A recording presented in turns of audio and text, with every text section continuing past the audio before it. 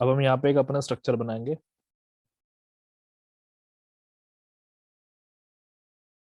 Structure of a tree.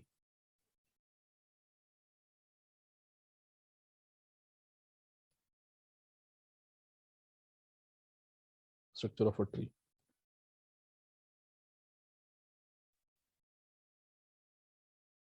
अब यहाँ पे स्ट्रक्चर में क्या होता है कि दो चीजें तुम लोगों ने देख ही ली हैं, जैसे कि हमारे पास में होता है एनुलर रिंग्स और मॉड्यूलरी रेज। तो सभी ने देख लिया है।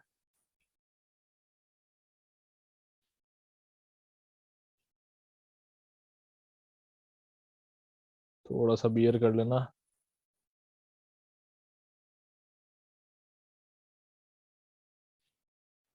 चलो जी। तो यहाँ पे हमारा स्ट्रक्चर बन गया है ऑलमोस्ट। ठीक है। हाँ। चलो अभी देखते हैं। तो अब यहाँ पे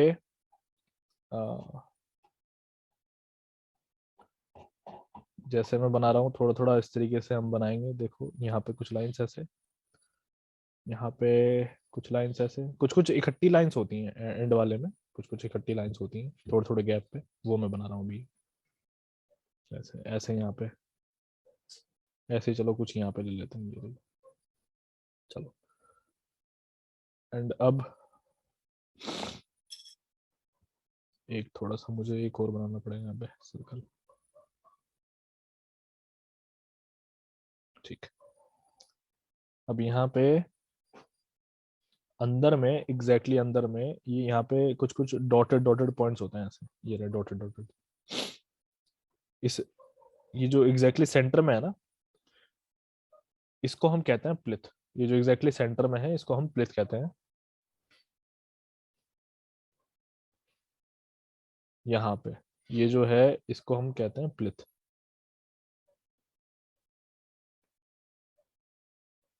और प्लिथ के चारों तरफ जो होता है, ये जो डॉटेड डॉटेड तुम लोग देख पा रहे होंगे, इसको हम हार्टवुड कहते हैं।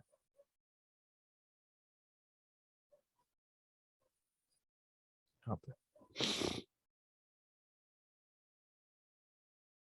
ये चीज है। अच्छा।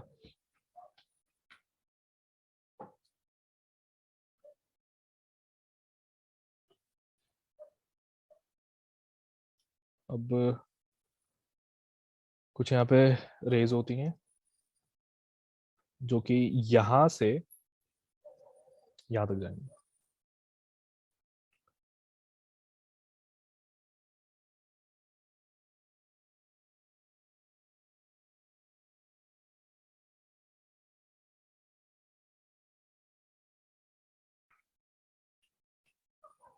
ऐसे यहाँ से यहाँ डैश वाले जो लाइंस हैं यहाँ तक जाती हैं।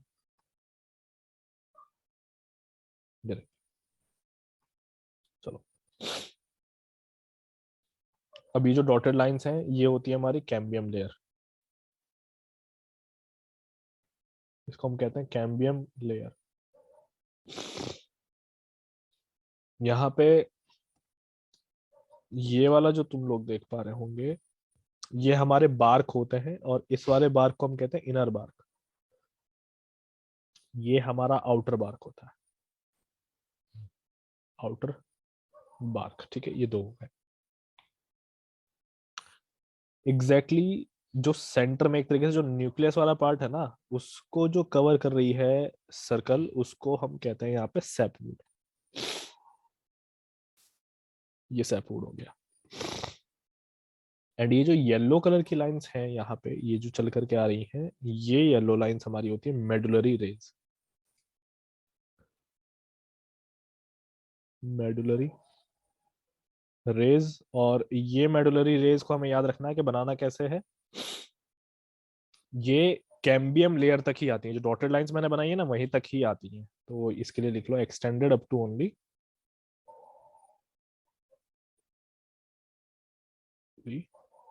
The cambium layer. लो जी, ये कैम्बियम लेयर तक ही आती। और एक बहुत इंपॉर्टेंट चीज है कि मेडुलरी रेज जो है क्या सिग्निफाई करती हैं। तो ये स्ट्रेंथ को सिग्निफाई करती हैं। ये क्या सिग्निफाई करती हैं? ये सिग्निफाई करती हैं स्ट्रेंथ को। ये हो गया, ये सिग्निफाई करती हैं स्ट्रेंथ को। और एक चीज और होती है यहाँ पे कि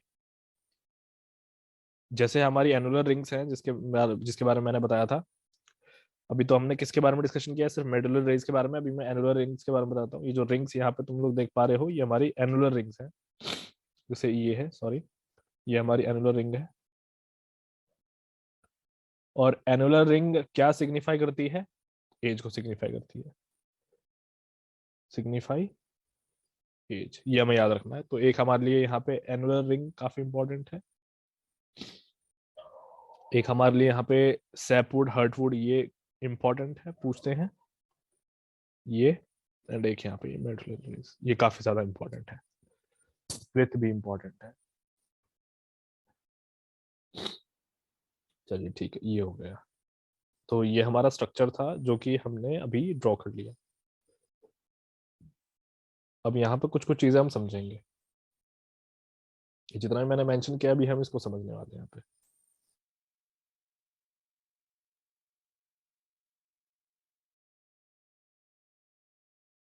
तो यहाँ पे सबसे पहला हमारा पॉइंट होगा प्लिथ के बारे में, कि हमारा जो प्लिथ है वो होता क्या है।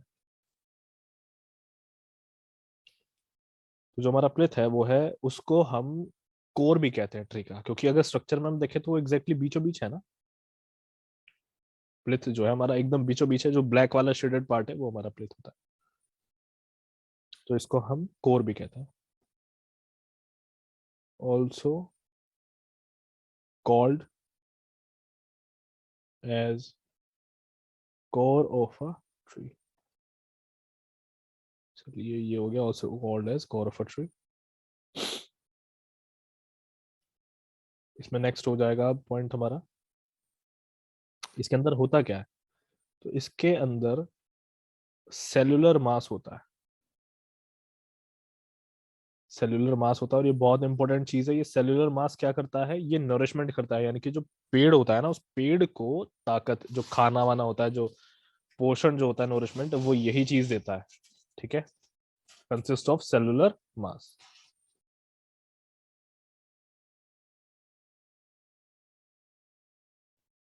और ये है हमारे यहाँ पे used for nourishment of tree.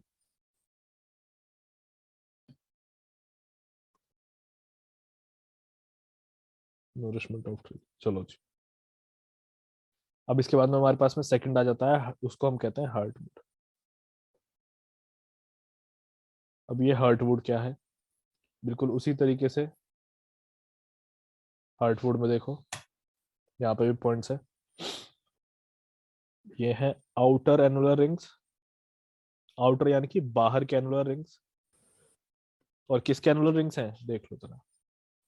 ये यहाँ पे हमारा जो शेडेड वाला पार्ट एग्जैक्टली सेंटर में जो हमारा प्लिथ है, उसको सराउंड कर रहे हैं डॉटेड लाइंस जो मैंने बनाए हैं ना, वो हमारा हार्टवुड है। तो उसी के बारे में लिखूंगा यहाँ पे कि outer annular rings surrounding the प्लिथ, surrounding the प्लिथ। ठीक है, एक हमारा ये हो गया। अब हार्टवुड के बारे में हमारे पास क्या है, नेक्स्ट है। अच्छा हाँ, हार्टवुड के लिए भी जान लो, ये थोड़ा सा डार्क होता है कलर में, डार्क इन कलर। और इसमें क्या होता है, ये डेड पार्ट होता है ट्री का, which indicates dead portion of cells. Tree के जो होते हैं ना सेल्स, डेड सेल्स, उसकी बात कर रहा हूं मैं। Which indicates dead portion of a tree. चलो, इसी में है it doesn't take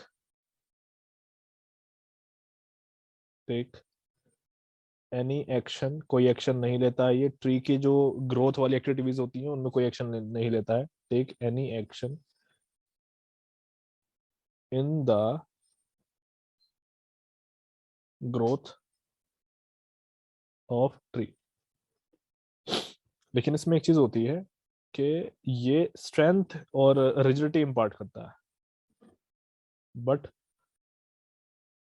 imparts strength and rigidity. ये strength और rigidity देता है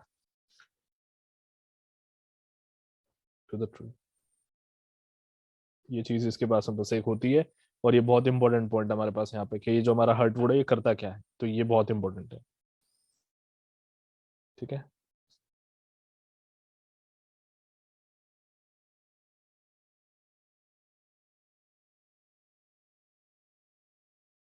अब इसके बाद में नेक्स्ट हमारे पास में आ जाता है यहाँ पे सैपवुड। तो यहाँ पे नेक्स्ट हमारे पास sapwood.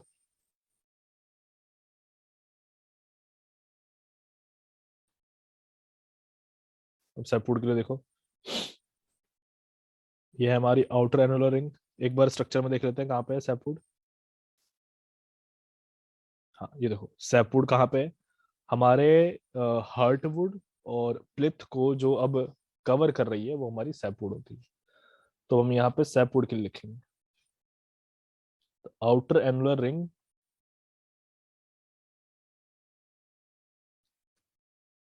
Annular rings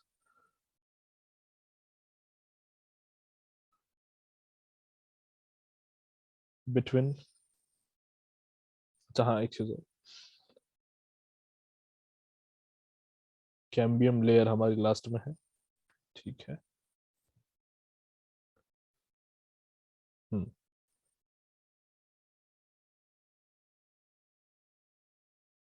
between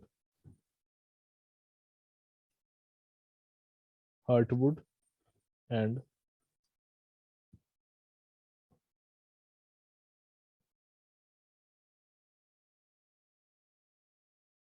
and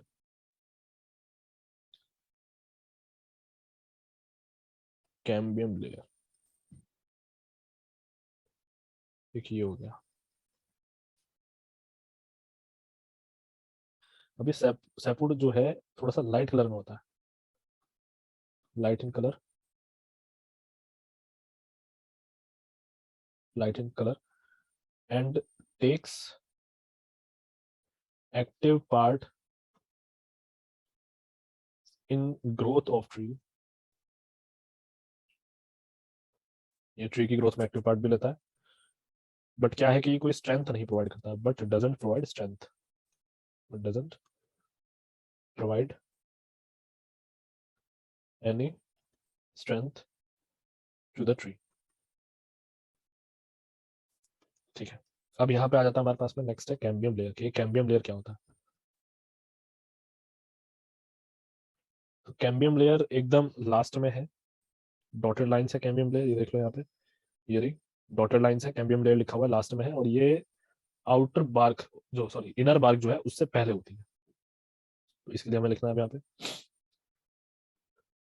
annular ring between, ring between sapwood and inner bark of tree, and inner bark of tree. ये पहला पॉइंट हमारा हो गया। अब ये कैम्बियम लेयर क्या करती है, ये एक ऐसी चीज है, देख लो सैपवुड क्या है जरा एक बार, यहाँ पर सैपवुड में देखो outer annular ring between heartwood and cambium layer. तो जो हमारी एनुलर रिंग है ना, ये वही एनुलर रिंग्स है लेकिन सब सैपवुड होती है।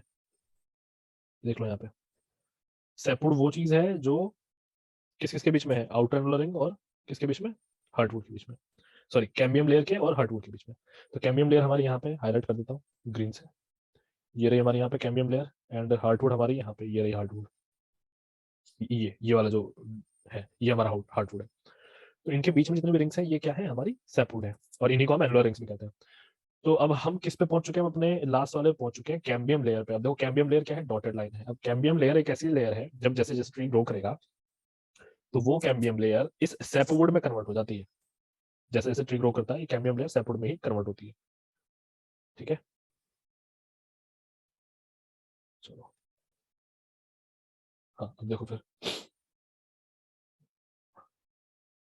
तो इसके लिए लिखना है हमें, ये है indicates that portion of sap that is yet to be converted into sapwood, that is yet to be converted into sapwood। तो हम एक चीज कह सकते हैं कि इससे हमारा फ्यूचर ग्रोथ डिसाइड होता है ट्री का, hence decides the future growth of the tree. लो जी, तो फ्यूचर ग्रोथ डिसाइड होता है हमारे ट्री का। अब इसके बाद में हमारा यहाँ पे नेक्स्ट आ जाता है, उसको हम कहते हैं मेडुलरी रेज, ये फिफ्थ है, मेडुलरी रेज। अभी मेडुलरी रेज क्या है? पतले पतले रेडियल फाइबर होते हैं, रेडियल यानी कि along the radius, radial word सबको पता है, तो ये थिन रेडियल फाइबर्स हैं। देख सकते हो मेडुलर रेज, एक बार स्ट्रक्चर में दिखा देता हूँ। देखो ये जो येलो वाली लाइंस हैं, बेबी लाइंस जो तुम्हें दिख रही हैं यहाँ पे, ये हमारी क्या है? मॉड्यूलरी रेज है, मेडुलर रेज है। तो इन्हीं के लिए लिखा हुआ यहाँ पे thin radial fibres extending from, अब कहाँ से शुरू हो रहे हैं? ये ब्रेथ से शुरू होते हैं और कहाँ तक जाते हैं? हमारी कैम्बियम लेयर तक जाते हैं। एक्सटेंडिंग फ्रॉम, पिथ होता है, पिथ टू द कैम्बियम लेयर।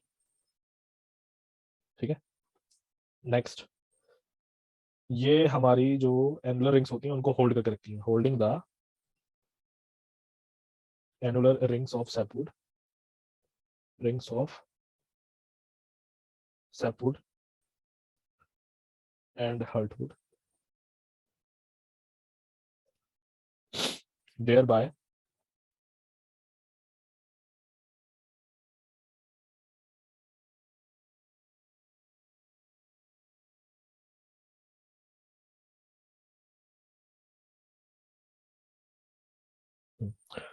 तो मैं कह रहा था कि अपनी जो एनुलर रिंग्स होती हैं उनको ये क्या करता है, मतलब जो सैपवुड ही तो है ना, एनुलर रिंग्स हमारी क्या है? सारी की सारी सैपवुड ही है। तो सैपवुड को ये क्या करके रखता है? होल्ड करके रखता है। ऐसी हार्टवुड से जो हमारी लेकर के निकलती है, हार्टवुड से जाती है कैम्बियम लेयर तक, तो जितनी भी सारी की सारी सैपवुड है और ऐसी हार्टवुड हो गया, उसको क्या करता है? होल्ड करके रखता है मेडुलर रेंज। तो हम एक तरीके से कहते हैं कि स्ट्रेंथ भी इंपार्ट करता है। ठीक है, अब यहाँ पे आगे आ रहा था स्ट्रक्चर के अंदर outer bark and inner bark. अब ये क्या है? अब ये बार्क देख लेते हैं। तो ये जो बार्क है एक तरीके से शेल की तरह काम करता है। तो ये बार्क देख लो, तो ये है हमारा outer protective layer, outer protective layer, या फिर हम कह सकते हैं कि कवरिंग है। जैसे कि मैंने बताया शेल की तरह काम करता है ना, कवरिंग है ये प्रोवाइडेड, जो हम प्रोवाइड करते हैं कैम्बियम लेयर के ऊपर। अब देखो कैम्बियम लेयर को बचाना इसलिए जरूरी है बिकॉज अगर कैम्बियम लेयर डैमेज हो गया तो फिर ग्रोथ रुक जाएगा, क्योंकि कैम्बियम लेयर ही अल्टीमेटली किस में कन्वर्ट होगा? सैपवुड में कन्वर्ट होगा, यानी कि और फर्दर एनुलर रिंग्स में कन्वर्ट होगा। तो अगर कैम्बियम लेयर डैमेज हो गया या फिर नहीं रहा तो फिर आगे ग्रोथ रुक जाएगी। तो उसी को कवर करके हम यहाँ पे रखते हैं। ठीक है, अब यहाँ पे कुछ हमारे इंपॉर्टेंट पॉइंट्स होते हैं जो हम नोट करके रखेंगे। तो जो हम अपना वेट लेते हैं ट्री का, वो एक मॉइस्चर कंटेंट पे लेते हैं, वो होता है 12%। Weight of tree at a moisture content 12%, यानी कि एक तरीके से नॉर्मल जो ट्री की बात हो रही है उसमें मॉइस्चर कंटेंट जो होता है वो 12% होता है। क्योंकि अगर इससे ज्यादा होगा तो फिर हमारा वेट बढ़ जाएगा। ये नेचुरल वाटर कंटेंट है। ठीक है, टिम्बर की अगर मैं बात करूं तो ये किस तरह का है? अब सोम का एक कॉन्सेप्ट आया था आइसोट्रोपिक से रिलेटेड। तो जो हमारा टिम्बर होता है ये एनाइसोट्रोपिक होता है, एनाइसोट्रोपिक होता है, और ऐसे ही ये नॉन होमोजीनियस भी होता है। तो ये हमारे सोम के कुछ कॉन्सेप्ट्स हैं। टिम्बर इज नॉन होमोजीनियस, एक ये हो गया। ठीक है, तो ये हमारे कुछ इंपॉर्टेंट पॉइंट्स हैं यहाँ पे जो हमने देख लिया। और भी हम कुछ कुछ यहाँ पे देख सकते हैं, जैसे कि श्रिंकेज जो होती है टिम्बर के अंदर वो कैसे होती है, बहुत इंपॉर्टेंट पॉइंट है। लॉन्गिट्यूडनल डायरेक्शन में होती है या फिर कैसे होती है? तो ये एमसीक्यू से पूछता है, इसको मेंशन करो, वेरी इंपॉर्टेंट। और इसके लिए लिखो यहाँ पे श्रिंकेज इन लॉन्गिट्यूडनल डायरेक्शन। अब ये लॉन्गिट्यूडनल डायरेक्शन कौन सा होगा? यानी कि अलॉन्ग द लेंथ। देखो मान लो ये ट्री है हमारा पूरा का पूरा, ये यहाँ पे इसके रूट्स हैं ट्री के ऐसे, एंड ये हमारा ऐसे ऐसे, ये क्या है, सपोज करो लीव्स वगैरह। ठीक है, ये हमारी लीव्स ऐसे, यहाँ पे ये ट्री बन गया। तो ये जो डायरेक्शन है ये है हमारा longitudinal direction.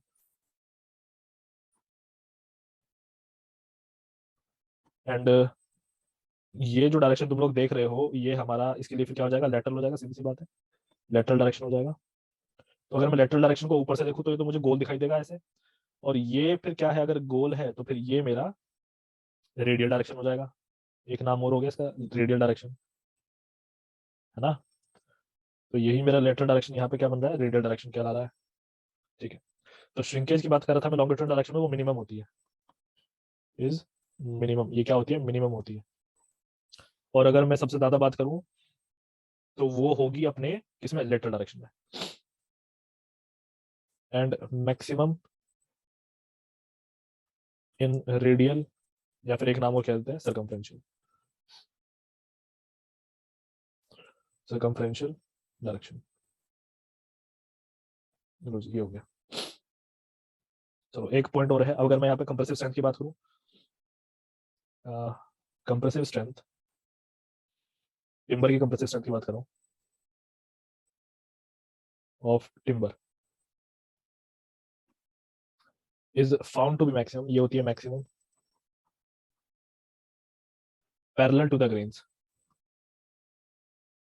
Parallel to the grains. और इसमें अगर मैं बात करूं तो ये होती है minimum for perpendicular to the grains. अब ये कैसे होगा, अब देख लो, फिर से उसी पे आ जाओ। यहाँ पे मेरा सपोज करो भैया ये ट्री है बेकार सा, अच्छा ड्राइंग नहीं है, लो। तो यहाँ पे ग्रोथ ऐसे होती है ना, तो ग्रेन्स जो होते हैं हमारे वो भी ऊपर के डायरेक्शन में ग्रो होते हैं। तो यानी कि अगर मैं अपनी स्ट्रेंथ चेक कर रहा हूँ ऐसे, ये अगर इस तरीके से मैं अपनी कंप्रेसिव स्ट्रेंथ चेक कर रहा हूँ तो ज्यादा आएगी।